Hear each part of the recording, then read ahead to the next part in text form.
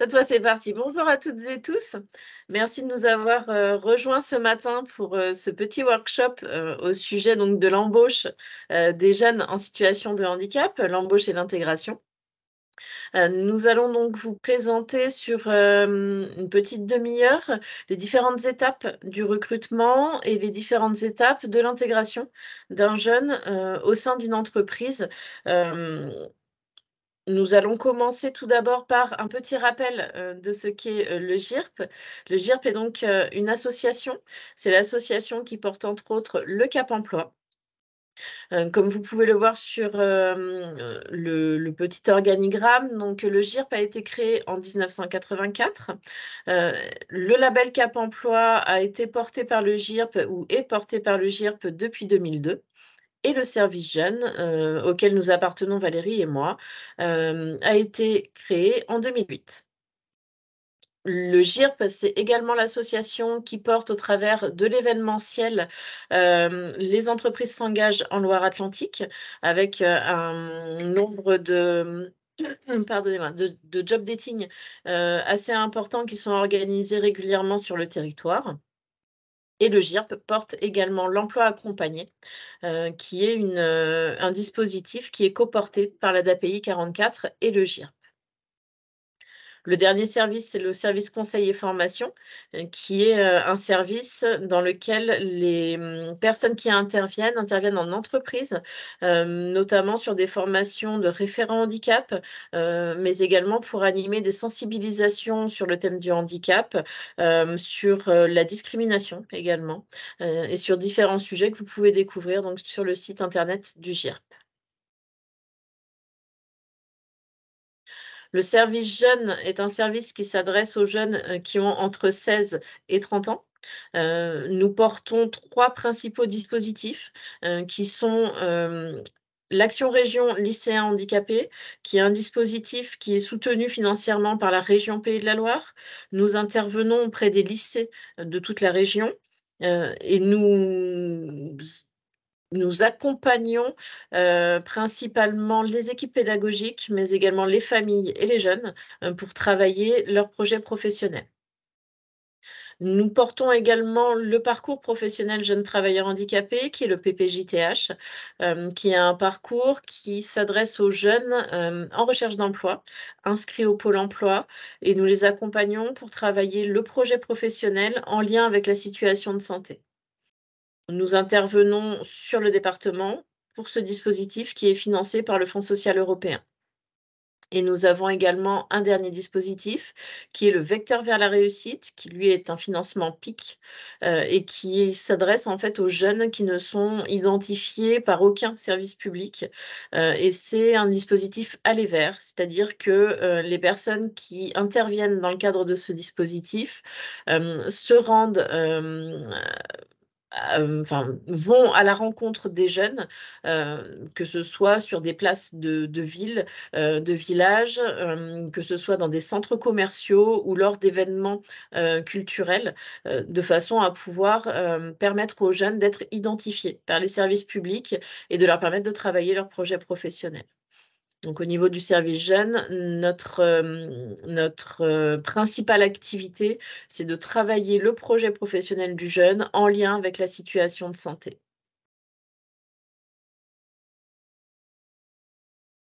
Bonjour, bonjour à vous. Donc, moi, je travaille en collaboration avec Élodie sur le service jeune. Et aujourd'hui, comme il est question du recrutement, de l'insertion des jeunes en situation de handicap dans l'entreprise, il nous paraissait important aussi de faire un état des lieux. État des lieux et pour lequel on va s'appuyer sur une enquête IFOP parue en 2022 que nous souhaitions partager avec vous parce qu'elle est riche d'enseignements sur, les appréhensions des jeunes en situation de handicap, et puis on va le voir effectivement des appréhensions qui sont dans une certaine mesure assez légitimes quant à leur, possibilité d'insertion sur le marché du travail. Donc on a souhaité partager avec vous un certain nombre, de chiffres donc issus de cette enquête. On peut le voir, donc 50 des jeunes des 15-30 ans en situation de handicap se disent globalement très inquiets quant à leur choix d'orientation et ils seraient, 33 pour la moyenne des jeunes. Donc on voit déjà là, à partir de ce chiffre-là, qu'il y a un écart, qui se creuse et déjà assez tôt, entre les jeunes en situation de handicap et les jeunes dits, valides et notamment, dès le parcours d'orientation. De la même façon, on voit que les jeunes en situation de handicap sont très attentifs aux valeurs qui sont portées par les entreprises et notamment à la valeur, à la diversité et donc on toujours selon cette enquête, 43 des jeunes, en situation de handicap, attachent beaucoup d'importance à l'ouverture de l'entreprise, du coup à la question de la diversité et alors qu'il serait que 24 encore une fois pour des jeunes, dits, valides. Et alors, parti de ce constat-là, ce qu'on peut se dire, c'est que malheureusement, ces inquiétudes sont fondées en partie puisque, la recherche d'emploi pour les jeunes en situation de handicap est généralement presque 8 mois plus longue en moyenne que pour le reste des jeunes. Pour autant, faisant ce constat-là, il ne faut pas oublier, non plus que les jeunes en situation de handicap, même si les inquiétudes sont fortes, hein, les attentes aussi sont fortes et pour, les jeunes en situation de handicap, comme pour l'ensemble des jeunes d'ailleurs, plus de 80 d'entre eux, attachent, beaucoup d'importance à l'insertion professionnelle et pour eux, 80 pour 20 85 de pour 85 pardon, de l'ensemble des jeunes, l'insertion professionnelle est, un critère, et le principal critère de réussite personnelle. Donc on va poursuivre et puis essayer de voir, comment, faciliter, l'insertion professionnelle des jeunes en situation de handicap.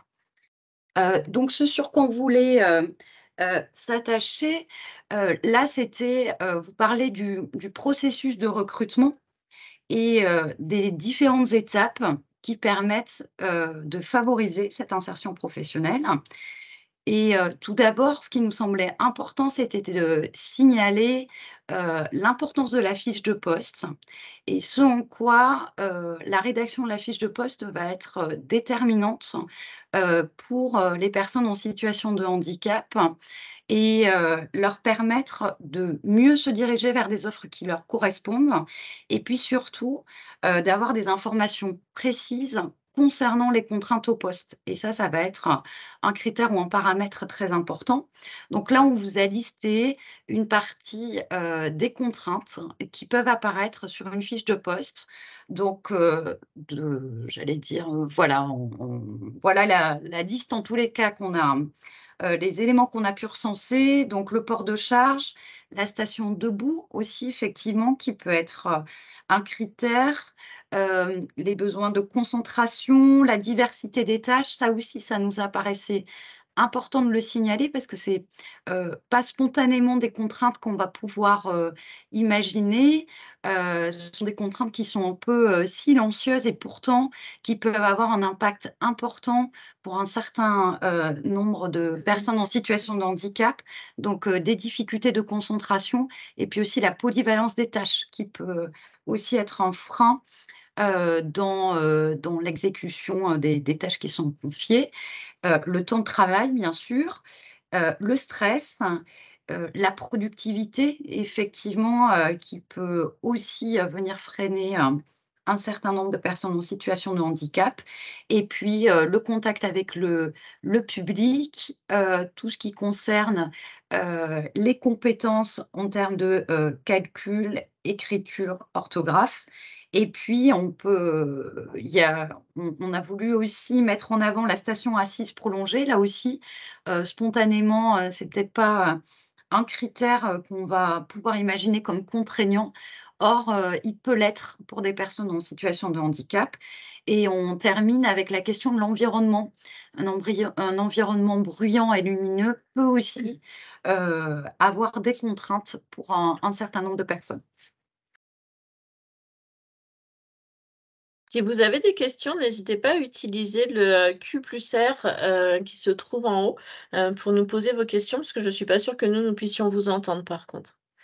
Donc, après avoir listé ces contraintes, hein, qui sont des contraintes possibles à ajouter au moment de la rédaction de l'offre d'emploi, en fait, l'idée de pouvoir identifier ces contraintes, c'est de permettre en toute conscience à un candidat de répondre à une offre d'emploi en se sentant à l'aise avec la globalité du poste et ce que représentent les contraintes liées à ce poste. De ce fait, nous allons nous poser ensuite la question de savoir quels sont les endroits où vous pouvez trouver les profils de jeunes en situation de handicap. Mais nous allons aussi insister sur le point suivant qui est la non-discrimination, parce que dans un premier temps, en effet, vous allez pouvoir vous orienter vers des sites spécialisés tels que le Cap Emploi, tels que l'espace emploi de la GFIP. Vous pouvez vous orienter également vers par exemple des entreprises d'intérim comme Up Intérim pour le territoire nantais. Vous pouvez aussi vous tourner vers des structures comme le CRP de la Tourmaline qui propose des formations pour les personnes en situation de handicap. Donc là, vous avez recensé un certain nombre d'endroits spécifiques pour les profils ayant une reconnaissance en qualité de travailleur handicapé, une RQTH. Cela étant dit, et je vais bien combiner ces deux points, où trouver les profils et la non-discrimination, vous ne pouvez pas publier une offre uniquement sur un site spécialisé pour cibler une personne ayant une RQTH. Vous devez publier votre offre sur tous les supports, quels que soient les profils, je dirais, des personnes. Donc, vous pouvez aussi vous tourner vers le pôle emploi, d'où l'importance de la diapo d'avant, d'avoir bien identifié les contraintes au poste, parce que même si vous publiez votre offre sur un site généraliste, les personnes qui consulteront l'offre, au travers des contraintes qui seront identifiées, se sentiront tout à fait à l'aise de pouvoir y répondre, qu'elles aient ou non une RQTH. Vous pouvez aussi, selon vos métiers, vous tourner vers les lycées, puisqu'ils ont chacun une spécialité, et du coup, vous orienter vers des jeunes qui sont en sortie d'études. Au sein des lycées, il y a des enseignants référents, il y a des référents handicap, et donc vous pouvez également cibler des jeunes ayant déjà une RQTH. Encore une fois, l'idée, c'est d'embaucher des compétences et pas du handicap. Et donc, pas de discrimination, on cible bien des jeunes compétents. On vous donne des clés pour pouvoir aussi accéder à des jeunes qui ont une RQTH. Concernant le pôle emploi, vous pouvez contacter le 3995, qui est la ligne dédiée aux entreprises. Au niveau de la non-discrimination, je souhaiterais ajouter également que lorsque vous ajoutez une mention sur l'offre d'emploi qui stipule que l'offre est ouverte sans distinction aux personnes avec ou sans RQTH, il est important de savoir que cette mention doit être rédigée sur la totalité de vos offres. Vous ne pouvez pas cibler une offre et ne mettre cette mention que sur une offre. Vous devez rédiger la mention sur la totalité des offres que vous allez publier, si vous souhaitez mettre cette mention. Et la dernière chose qui est importante aussi, c'est que vous devez garder en tête que dans la manière de rédiger l'annonce, il faut que les contraintes soient majoritaire en fait dans la mission qui va être proposée. L'idée ne va enfin, si vous rédigez une contrainte, il faut qu'elle soit réelle et qu'elle prenne une grande partie du temps dans le cadre de l'annonce pour éviter, en cas de contrôle des annonces, que l'offre soit retoquée, parce que la contrainte n'est pas une contrainte importante. Vous l'avez mise, ça peut vouloir dire que vous êtes en train de faire du tri au travers de l'annonce. Au niveau des éléments de l'embauche, il est important aussi de pouvoir demander, non pas ce que la personne a, bien évidemment, mais demander quels sont les besoins qu'elle aurait d'aménagement pour l'accueil le jour de l'entretien. Ça donne déjà une orientation de ce dont la personne aura besoin également en poste. Vous pouvez parler des contraintes du poste, encore une fois, on ne parle pas de pathologie, on parle bien de contraintes du poste. Donc l'idée est de réfléchir aux contraintes sans se poser la question de savoir quel type de handicap va pouvoir correspondre. On parle vraiment de contraintes au poste et pas de handicap. Et les besoins d'aménagement, c'est une question qui peut être posée, et vous pouvez également demander quelle est la nature de ce besoin d'aménagement de poste. Ça peut, vous le verrez un peu plus loin, dans la présentation, mais, ça peut être soit du matériel, soit de l'organisationnel. Donc vous pouvez poser la question, à la personne de savoir si elle connaît son besoin d'aménagement de poste. Les éléments qui sont à ne pas demander, sont bien évidemment les éléments relatifs à la situation médicale de la personne. Si la personne est bénéficiaire de la RQTH, à savoir que la personne qui, s'est vue attribuer une RQTH peut le mentionner comme elle peut ne pas le mentionner. Il n'y a pas d'obligation en la matière. Ça aussi, c'est important de le rappeler. Et puis, bien évidemment, éviter les questions relatives à la situation de santé, savoir si ça va s'améliorer, si ça va se dégrader, et cetera, et cetera. Donc important de pouvoir, en fait, garder cet équilibre. Alors, c'est toujours sur le fil, hein, mais garder cet équilibre entre effectivement, en tant qu'employeur, j'ai besoin de savoir quelles vont être les contraintes au poste, quels vont être les besoins d'aménagement pour pouvoir, accueillir au mieux la personne, et en même temps ne pas poser de questions qui, glisseraient, sur le volet, situation médicale de la personne.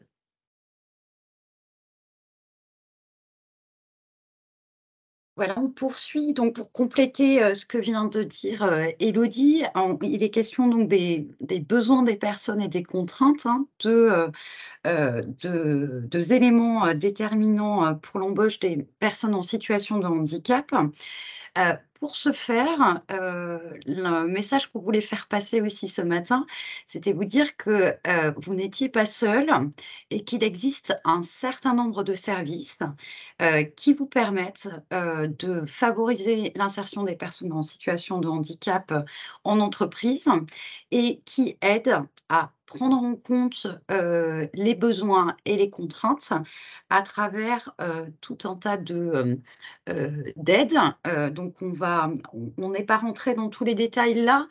L'idée, c'est plutôt de vous dire que vous pouvez trouver du soutien, notamment auprès de Cap Emploi et puis, l'AGEFIP, dont le rôle est bien de faciliter, l'intégration sur le poste des personnes en situation de handicap, avec des professionnels qui peuvent se déplacer en entreprise pour vérifier les besoins de la personne et le cas échéant aussi, pouvoir mettre en place des aides financières, pour favoriser, l'insertion, sur le poste et l'intégration au poste.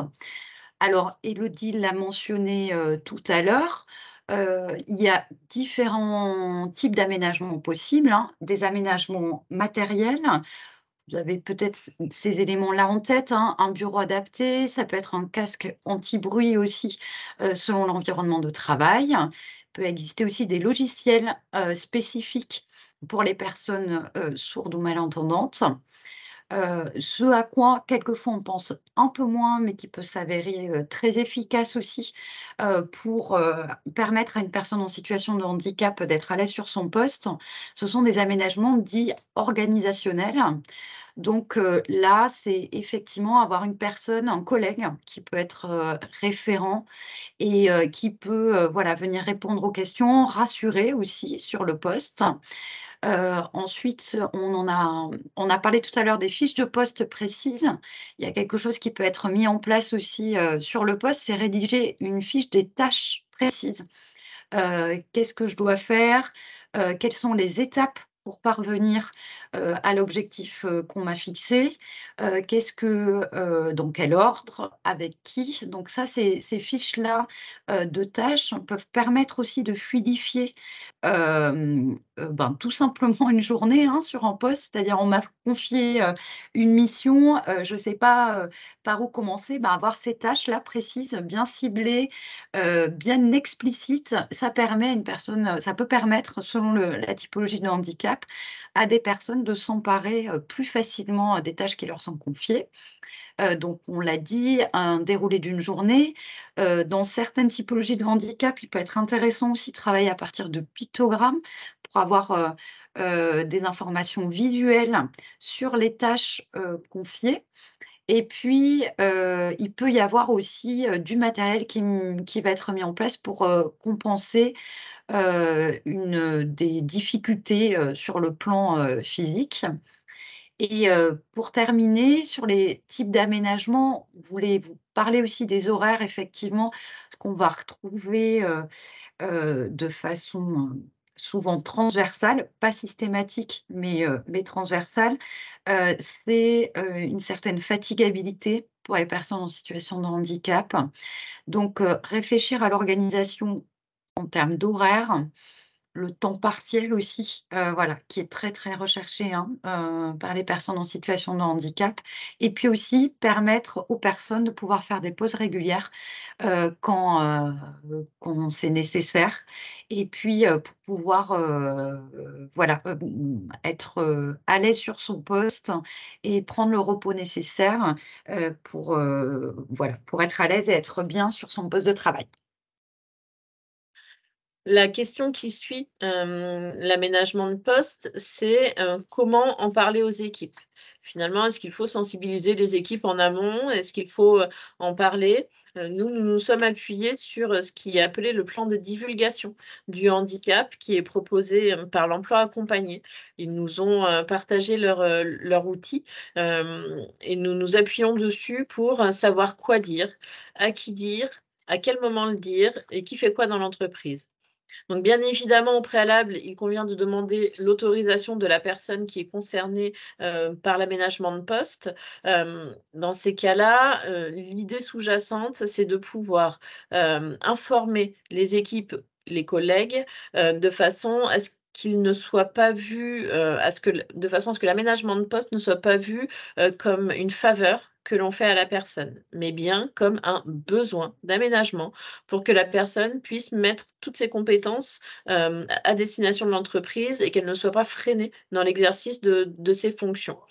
Donc quoi dire? On explique bien évidemment qu'il y a un besoin de compensation ou d'adaptation, hem et que ces éléments font partie de la bonne intégration de la personne au sein de l'équipe et au sein de l'entreprise. À qui en parler? Là, on fait appel au bon sens. Bien évidemment, le responsable direct doit, connaître, cet aménagement. En revanche, pour ce qui est des équipes, tout va dépendre si, l'aménagement est visible ou pas. S'il n'est pas visible et qu'il n'y a pas, en y réfléchissant et en analysant la situation, qu'il n'y a pas besoin d'en parler, heu le manager sera tout à fait en capacité de, savoir s'il faut ou pas en informer l'équipe. En revanche, si l'adaptation se voit, il est important, encore une fois, d'expliquer les raisons pour lesquelles, la personne a besoin, sans rentrer, on revient toujours aux mêmes thématiques, hein, mais sans rentrer sur des questions, médicales, mais toujours sur le besoin de compensation par rapport aux contraintes du poste. À quel moment en parler? Bien évidemment, l'idée, c'est d'en parler le plus tôt possible, de manière à ce que la collaboration, démarre sur, des bonnes bases. Maintenant, il convient également d'attendre le moment le plus opportun pour pouvoir, évoquer la situation avec les personnes qui auront été choisies pour être informées de cette adaptation. Le qui fait quoi, il est important de connaître, la fonction du médecin du travail. C'est lui qui, énumère les préconisations par rapport à l'adaptation du poste. C'est lui qui, sensibilise, le responsable au sujet de ses préconisations. Il y a également les référents handicap qui sont là pour sensibiliser en interne, pour informer sur les aides qui sont possibles pour l'entreprise et qui élaborent les dossiers de demande d'aide. Les managers sont là pour assurer la cohésion dans l'équipe et s'assurer que le salarié et l'équipe, réussissent à communiquer et à fonctionner ensemble dans les meilleures conditions possibles, malgré, les adaptations de poste, qui sont en place. Alors, un petit rappel en forme de clin d'œil, pour, aller vers la fin bientôt, de notre présentation. Ce qu'on voulait vous dire, c'est qu'effectivement, un jeune reste un jeune. Donc en situation de handicap ou pas, effectivement, c'est le moment de la découverte, hein, de l'entreprise, les premiers pas. Donc ça peut avoir pour conséquence, bah, quelques incompréhensions quelquefois, des habitudes, ou des, réflexes qui sont pas encore, acquis.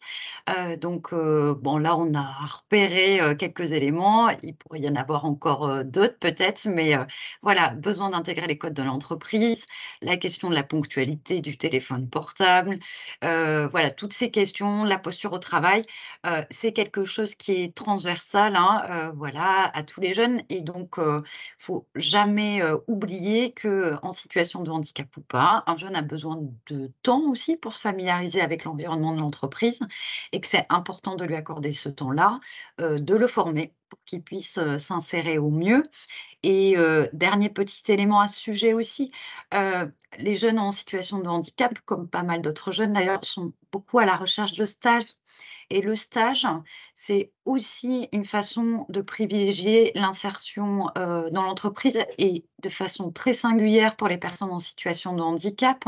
Parce qu'un jeune qui a fait un stage dans un environnement dans lequel il se sent bien, où il connaît les équipes, où il a ses repères, c'est aussi un atout ensuite pour s'insérer, dans le milieu professionnel. Donc on ne saura jamais, on le répétera jamais assez, mais nous-mêmes, nous sommes souvent à la recherche de lieux de stage, pour les jeunes en situation de handicap et c'est le meilleur moyen, de les insérer, en entreprise. Alors là, on sort un peu du champ, de notre, sensibilisation sur l'insertion, des jeunes en entreprise. Ici, ce matin, en tous les cas, on voulait partager avec vous un certain nombre, d'informations et puis ce webinaire-là s'inscrit, dans la campagne, pour le versement de la taxe d'apprentissage qui va débuter là officiellement, à partir, du mois de mai. Le GIR, au titre de toutes ces activités, et singulièrement du service jeune, peut, percevoir, la taxe d'apprentissage. Donc vous voulez faire un petit rappel à ce sujet. On n'est pas spécialiste, mais simplement, vous dire que, il y a une nouvelle plateforme qui a été lancée là, par le gouvernement qui s'appelle Soltea et qui va permettre aux entreprises de répartir, le versement de la taxe d'apprentissage et de flécher, vers les structures vers lesquelles elles souhaitent, faire, bénéficier leur taxe d'apprentissage. Donc elle sera accessible a priori de fin mai à début septembre, 2023 et puis on vous a partagé ici, le lien, vers cette plateforme. Alors, mmh, On je t'en voulait prie. aussi donc remercier les entreprises qui sont présentes ce matin, puisque grâce à elles et au fléchage justement de cette, taxe d'apprentissage, nous avons pu, organiser des événements, nous avons pu accompagner les jeunes et nous pouvons continuer à fonctionner année après année, grâce au soutien des entreprises. Donc un grand merci à vous. Et puis donc pour terminer, vous dire que nous sommes 4 à œuvrer sur le service jeune. Donc, Marion Potel qui est, assistante administrative à Nantes, Valérie Fourgassier qui, porte l'action région lycéens handicapés, Fanny et moi, Élodie, qui, sommes, sur le PPJTH, parcours professionnel jeunes travailleurs handicapés. Fanny sur le secteur de Saint-Nazaire, elle s'occupe également du VVR, et moi sur le secteur de Nantes. Si vous avez des questions, n'hésitez pas à nous les poser. dans le champ de conversation ou dans le champ de questions-réponses. Et puis sinon, nous vous souhaitons donc une agréable journée et une bonne fin de semaine à tous.